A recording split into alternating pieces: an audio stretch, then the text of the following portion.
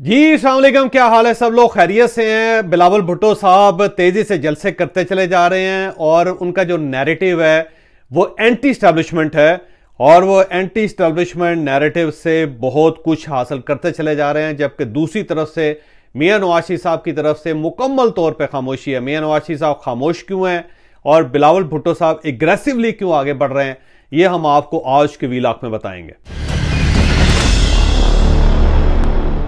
अगर देखा जाए तो पाकिस्तान के अंदर एक पॉलिटिक्स है और उस पॉलिटिक्स के अंदर एक बहुत जो बड़ा लीवरेज है वो होता है एंटी स्टैब्लिशमेंट। अगर ये कहा जाए कि पाकिस्तान के अंदर एंटी स्टैब्लिशमेंट वोट बहुत ज्यादा होता है तो ये बात गलत नहीं होगी, क्योंकि आप जब भी किसी चीज को चेक करें तो आपको महसूस होगा कि लोग या तो प्रो स्टैब्लिशमेंट होते हैं या फिर लोग एंटी स्टैब्लिशमेंट होते हैं, और पूरी दुनिया में ये होता है। लेकिन पाकिस्तान एक ऐसा मुल्क है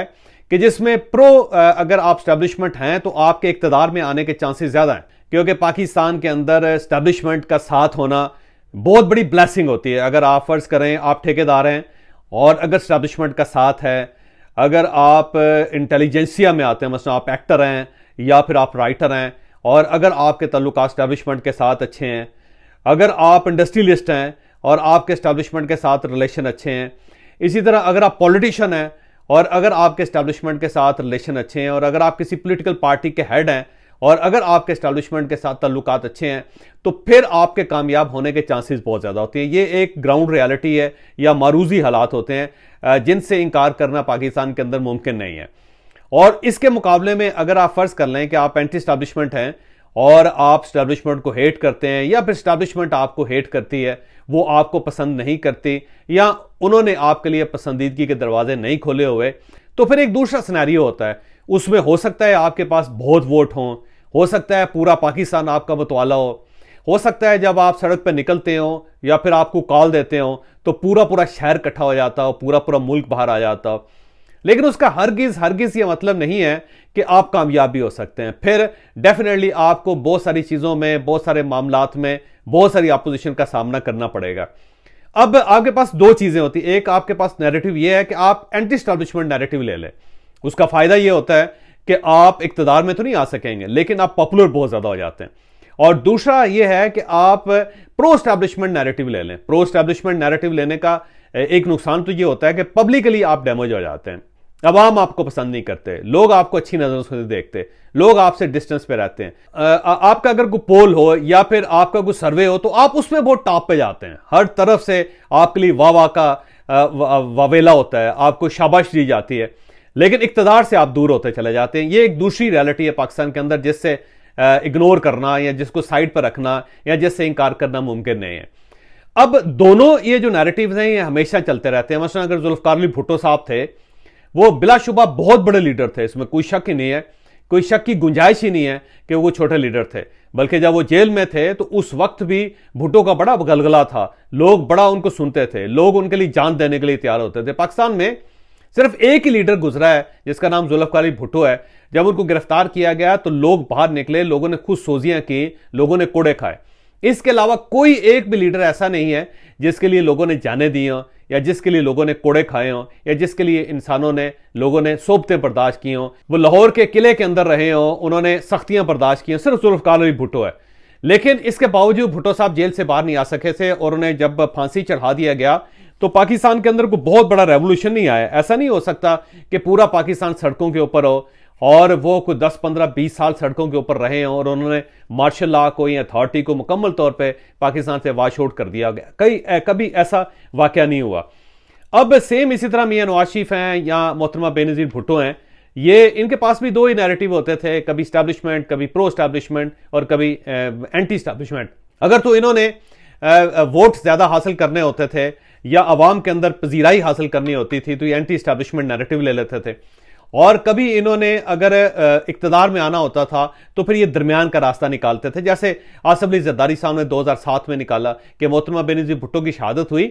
और उस वक्त फौरी तौर पे Pakistan Peoples Party anti establishment narrative ले सकती थी। उससे डेफिनेटली जो इनकी पॉपुलैरिटी है, जो इनकी मकबूलियत है, उसमें इजाफा हो सकता था। लेकिन आसिफ अली जरदारी साहब ने एंटी स्टैब्लिशमेंट नैरेटिव लेने के बजाय पाकिस्तान खपे का नारा लगा के अपने लिए इक्तदार खड़ा कर लिया। सेम इसी तरह मियां नवाज शरीफ हैं, वो जब भी इक्तदार से निकाले गए तो एंटी स्टैब्लिशमेंट होने की वजह से निकाले गए, और उसके बाद जब भी वो इक्तदार में आए तो उन्होंने नैरेटिव एंटी स्टैब्लिशमेंट लिया, लेकिन उसके साथ साथ वो स्टैब्लिशमेंट के साथ साथ भी चलते रहे और आगे बढ़ते रहे। लेकिन इस बार एक बड़ी दिलचस्प किस्म की सूरत हाल है कि मोहतरमा बेनजीर भुट्टो के जो साहबजादे हैं बिलावल भुट्टो, वो इस वक्त फुल एंटी स्टैब्लिशमेंट नैरेटिव ले रहे हैं। वो जलसों में जिस तरह एंटी स्टैब्लिशमेंट बात कर रहे हैं, जिस तरह वो मियां नवाज शरीफ साहब को सिलेक्टेड होने का ताना दे रहे हैं, जिस तरह वो इनको उनसे लेवल प्लेइंग फील्ड मांग रहे हैं, जिस तरह वो स्टैब्लिशमेंट के खिलाफ बात कर रहे हैं कि हमें भी लेवल प्लेइंग फील्ड दी जाए, जिस तरह वो ये बार बार कह रहे हैं कि प्राइम मिनिस्टर एक नौजवान आदमी को होना चाहिए, अब बुजुर्गों का वक्त खत्म हो गया वगैरह वगैरह, वो बार बार ये कह रहे हैं। तो ये एक स्पेस जो एंटी स्टैब्लिशमेंट की थी, जो जाहिर है इससे पहले सिर्फ इमरान खान साहब के पास थी,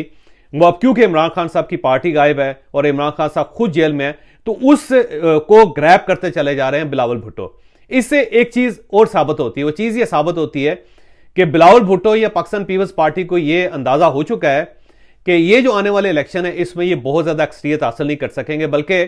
किसी ना किसी जगह पाकिस्तान पीपल्स पार्टी को ये इनसिक्योरिटी भी है कि शायद इस बार सिंध भी इनके हाथ में ना आए।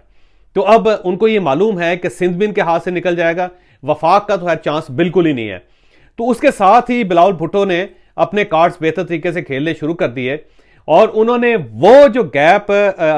इमरान खान साहब की गैर मौजूदगी की वजह से क्रिएट हुआ है उसको फिल करना शुरू कर दिए। अब वो बड़ी तेजी से इमरान खान साहब की स्पेस को ग्रैब करते चले जा रहे हैं और खुद को एंटी स्टैब्लिशमेंट और एंटी मियां नवाज शरीफ साबित करते चले जा रहे हैं। तो मेरा ख्याल है ये स्ट्रैटेजी इस लिहाज से बिलावल भुट्टो की बड़ी जबरदस्त है कि उन्हें पता है कि हम इक्तदार में तो नहीं आ सकते, तो अगर इक्तदार में नहीं आ सकते तो बहुत ज्यादा स्टैब्लिशमेंट के साथ चलने का कोई फायदा नहीं, हमें प्रो स्टैब्लिशमेंट नहीं होना चाहिए, बल्कि हमें वो उस स्पेस को ग्रैब करना चाहिए जो इमरान खान साहब की गैर मौजूदगी की वजह से मौजूद है, और उसको अगर हम अपने हाथ में ले लेते हैं तो आने वाले दिनों में हमें बहुत फायदा हो जाएगा। क्योंकि अगर हमने ये बॉल भी लूज कर दे, ये मैच भी अगर हमने नहीं खेला, तो फिर डेफिनेटली जब इमरान खान साहब बाहर आएंगे तो वो बड़ी हद तक इस स्पेस को ग्रैब कर लेंगे दोबारा, तो फिर हमारे हाथ कुछ नहीं आएगा। एक तो हमारे पास हाथ इक्तदार नहीं आएगा, दूसरा ये जो एक स्पेस क्रिएट हुई है इमरान खान साहब की वजह से वो भी हमारे हाथ से निकल जाएगी। तो बिलावल भुट्टो बड़ी हद तक अपने आप को एक एंटी स्टैब्लिशमेंट सिंबल के तौर पे पेश कर रहे हैं, और अगर ये इसी तरह करते रहे, अगर ये इसी तरह चलते रहे, तो मेरा ख्याल है आने वाले दिनों में बिलावल भुट्टो साहब एक एंटी स्टैब्लिशमेंट इस्तारा बन जाएंगे और इसका पाकिस्तान पीपल्स पार्टी को बहुत ज्यादा फायदा होगा। दूसरी तरफ मियां नवाज शरीफ साहब इस हकीकत से वाकिफ हैं कि मैं अगर पब्लिक में गया तो मुझे कोई खास पजीराई हासिल नहीं होगी। उसकी दो वजूहात हो सकती हैं। पहली वजह तो यह है कि इमरान खान साहब आज भी एक पॉपुलर लीडर हैं और सोशल मीडिया और मीडिया के ऊपर उनकी रसाई है, इसमें कोई शक नहीं, और इस चीज को मियां नवाज शरीफ साहब बड़ी अच्छी तरह समझते हैं। वे समझते हैं कि हमने सोशल मीडिया की जो स्पेस थी वो पीटीआई के हाथ दे दी है और उस स्पेस को हम हासिल नहीं कर सके, तो अब हमें उसके ऊपर ज्यादा जदोजहद करने का कोई फायदा नहीं होगा। तो मियां नवाज शरीफ साहब उस मामले में सरेंडर कर चुके हैं, वो तस्लीम कर चुके हैं कि ये जो सोशल मीडिया की जंग है ये हम हार चुके हैं, अब ये सिर्फ और सिर्फ इमरान खान साहब की है। दूसरा, वो ये भी महसूस करते हैं कि पब्लिक आज भी इमरान खान के साथ है, और हमने अगर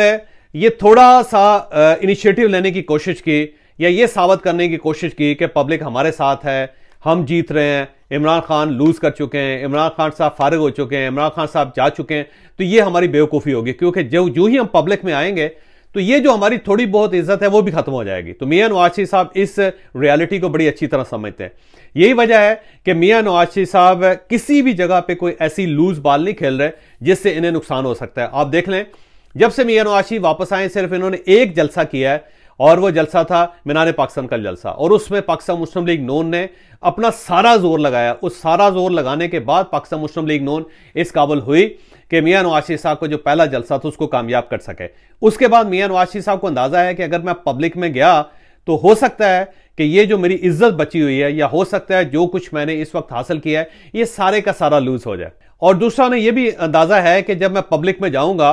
तो मुझे जाहिर है कोई ना कोई नैरेटिव लेना पड़ेगा। मैं प्रो स्टैब्लिशमेंट नैरेटिव लेके इलेक्शन नहीं लड़ सकता, और अगर मैंने अपनी पॉपुलैरिटी में इजाफा करना है तो मुझे फिर डेफिनेटली बाहर खड़े होकर सड़क के ऊपर स्टैब्लिशमेंट से टकराना पड़ेगा, एंटी स्टैब्लिशमेंट नैरेटिव लेना पड़ेगा। मुझे लोगों को बताना पड़ेगा कि मैं जो वोट को इज्जत दो मांगता था तो उसकी वजह क्या थी। मुझे पब्लिक में यह भी बताना पड़ेगा कि 2017 में 2018 में मेरी गवर्नमेंट किसने गिराई थी। मुझे यह भी बताना पड़ेगा कि ये जो 2018 के इलेक्शन हुए थे उनको रिग किसने किया था। मुझे ये भी बताना पड़ेगा कि फैजाबाद धरना किसने करवाया था और उसका मकसद क्या था। मुझे ये भी बताना पड़ेगा कि जस्टिस साकिब निसार साहब, जस्टिस याजुल एहसन साहब, जस्टिस खोसा साहब और इन सब का उस वक्त, या अजमत शेख साहब, इन सब का क्या ताल्लुक था सारे मामले में। और अगर मैं ये नहीं बताता तो फिर जाहिर है लोग मुझे ये समझेंगे कि मैं कंप्रोमाइज्ड लीडर हूं और इससे मेरे इमेज में मजीद खराबी होगी। तो मियां नवाज शरीफ साहब इस चीज को अच्छी तरह अंडरस्टैंड करते हैं कि इस वक्त पब्लिक में जाने का नुकसान है। लिहाजा मियां नवाज शरीफ साहब को आप देख लीजिए कि वो एक साइड पे बैठ के सिर्फ जोड़ तोड़ कर रहे हैं, एस्टैब्लिशमेंट के साथ अपने मामला ठीक कर रहे हैं, वो अदलिया के साथ अपने मामला सेटल करने की कोशिश कर रहे हैं और वो इसके साथ साथ उन तमाम पार्टीज को अपना इत्तेहादी बनाने की कोशिश कर रहे हैं जिनसे उन्हें कल को वोट्स मिल सकते हैं, जिनसे उन्हें कल को एमएनएस मिल सकते हैं, जिससे उनको कल इक्तदार मिल सकता है। तो मियां नवाज शरीफ साहब इस वक्त इक्तदार की गेम खेल रहे हैं। उन्हें पता है कि मैं सिर्फ वोट की बुनियाद पे नहीं जीत सकूंगा, मैं सिर्फ वोट की बुनियाद पे हुकूमत नहीं बना सकूंगा, मैं सिर्फ वोट की बुनियाद है या पब्लिक के को साथ शामिल करके मैं बरसरे इक्तदार नहीं आ सकूंगा। और लिहाजा वो सिर्फ वो गेम कर रहे हैं जिससे वो इक्तदार में आ सकते हैं। तो एक दो किस्म के बयानिया इस वक्त मार्केट के अंदर मौजूद हैं। एक बयानिया बिलावल भुट्टो साहब का है और ये याद रखिएगा कि बिलावल भुट्टो और आसिफ अली जरदारी के दरमियान बहुत फर्क है इस वक्त। वो फर्क ये है कि जो रवायत इस वक्त मियां नवाज शरीफ साहब की चल रही है, जो स्ट्रैटेजी मियां नवाज शरीफ साहब चला रहे हैं, सेम उसी तरह आसिफ अली जरदारी साहब भी वो स्ट्रैटेजी चला रहे हैं। वो एस्टैब्लिशमेंट के साथ तल्लुकात बेहतर बनाना चाहते हैं, वो बिजनेसमैनों के साथ अपने तल्लुकात बेहतर बनाना चाहते हैं, वो मुख्तलिफ पोलिटिकल पार्टीज के साथ अपना राब्ता बहाल करने की कोशिश कर रहे हैं। जबकि बिलावल भुट्टो जो है वो इमरान खान साहब की पैदा करदा स्पेस को ग्रैब करने की कोशिश कर रहे हैं, वो एक एंटी स्टैब्लिशमेंट नैरेटिव डेवलप करने की कोशिश कर रहे हैं, वो एक मैसेज दे रहे हैं एस्टैब्लिशमेंट को और मियां नवाज शरीफ को और पब्लिक को कि ये सेटलमेंट के साथ या सिलेक्टेड होकर इक्तदार जो देना है उसका कोई फायदा नहीं है। तो पाकिस्तान पीपल्स पार्टी एक दोहरी गेम खेल रही है। एक साइड पे, एक पिच पे आसिफ अली जरदारी साहब हैं जो मामला सेटल करने की कोशिश कर रहे हैं, जिनका मियां नवाज शरीफ साहब के साथ भी राब्ता है, जिनका मौलाना फजलुर रहमान साहब के साथ भी राब्ता है, जो आज भी एमकेएम के साथ नाराज नहीं हुए, जो आज भी लश्करी रिसानी साहब के साथ राब्ते में है, जो आज भी असलम रिसानी साहब से राब्ते में है। तो वो आसिफ अली जरदारी साहब वो बिल्कुल उसी तरह चल रहे हैं जिस तरह मियां नवाज शरीफ साहब चल रहे हैं। दूसरे बिलावल भुट्टो बिल्कुल उस तरह चल रहे हैं जिस तरह इमरान खान साहब चलने की कोशिश कर रहे थे, या इमरान खान साहब की जो पिच है उसके ऊपर खेलने की कोशिश कर रहे हैं वो। जबकि मियां नवाज शरीफ साहब जो इन सारी चीजों से बालातर होकर इन सबको साइडों पर रख के सिर्फ और सिर्फ अपने इक्तदार की गेम कर रहे हैं और उन्हें पता है कि इक्तदार में अगर वो वापस आ सकते हैं तो वो पब्लिक के प्रेशर में, पब्लिक के जोर पे, पब्लिक के कंधों पर नहीं आ सकेंगे। इस वक्त उन्हें सिर्फ एस्टैब्लिशमेंट का साथ चाहिए, वो एस्टैब्लिशमेंट का साथ लेने की कोशिश कर रहे हैं। तो अब अगर गेम देखी जाए, जो सूरत देखी जाए, तो सूरत बड़ी दिलचस्प है। मियां नवाज शरीफ साहब इक्तदार के लिए अपना रास्ता हमवार कर रहे हैं, जबकि बिलावल भुट्टो साहब जो हैं वो पब्लिक के अंदर अपने आप को सेटल करने की कोशिश कर रहे हैं, क्योंकि उन्हें पता है कि मियां नवाज शरीफ साहब को बहुत ज्यादा अरसा नहीं चल सकेंगे इक्तदार में, क्योंकि इनकी अपनी एक उफ्ताद तबाह है, इनकी अपनी एक तबीयत है मियां नवाज शरीफ साहब की, और वो तबीयत ये कहती है कि ये ज्यादा अरसा तक एस्टैब्लिशमेंट के साथ नहीं चल सकते, कहीं ना कहीं कोई ना कोई गड़बड़ हो जाती है। तो वो अपने आप को एक तो पब्लिक में बहुत पॉपुलर रखना चाहते हैं, वो ये बताना चाहते हैं एस्टैब्लिशमेंट को कि अब इमरान खान की जगह मैं ले चुका हूं, मुझे लोग ज्यादा पसंद कर रहे हैं, लोग मेरे ज्यादा क्लिप्स को वायरल कर रहे हैं, लोग मेरी बात को ज्यादा गौर से सुनते हैं, लोग मुझे पाकिस्तान का फर्जंद समझते हैं। और साथ साथ वो एक स्पेस भी क्रिएट कर रहे हैं कि कल को अगर मियां नवाज शरीफ साहब के साथ नाराजगी हो जाती है तो उस स्पेस के जरिए वो इक्तदार में पहुंच सकें। तो मेरा ख्याल है बिलावल भुट्टो जो है इस वक्त ज्यादा समझदार साबित हो रहे हैं और उन्हें अंदाजा हो चुका है कि वो 2024 के इलेक्शन तो नहीं विन कर सकते, लेकिन जो 2029 में या 2028 में या 2027 में जो इलेक्शन होंगे, बिलावल भुट्टो का ख्याल यह है कि वो उसे विन कर सकते हैं। तो अब उनकी जो गेम है बिलावल भुट्टो साहब की, वो अगला इलेक्शन है, वो इस इलेक्शन के साथ को बहुत ज्यादा उम्मीदें लगा के नहीं बैठे हुए। दोस्तों, मियां नवाज शरीफ साहब को यह अंदाजा है कि इन्होंने हर सूरत इस इलेक्शन को जीतना है, क्योंकि उन्हें पता है कि अगर मैं ये इलेक्शन नहीं जीत सकता तो फिर मेरी पार्टी बुरी तरह टूट फूट का शिकार हो जाएगी, फिर मैं मरियम नवाज साहब को लीडर नहीं बना सकूंगा और फिर शायद मैं दोबारा इक्तदार में भी ना आ सकूं, क्योंकि अब वो एज के उस ग्रुप में आ चुके हैं कि जिसके अंदर बार बार इक्तदार में आना अब मुमकिन नहीं। ऐसा नहीं है कि वो 5वीं मरतबा भी प्राइम मिनिस्टर बन सके, क्योंकि अब आपकी उम्र देखें उनकी, फिर बीमारियां देखें, फिर सूरत हाल देखें पाकिस्तान के अंदर, फिर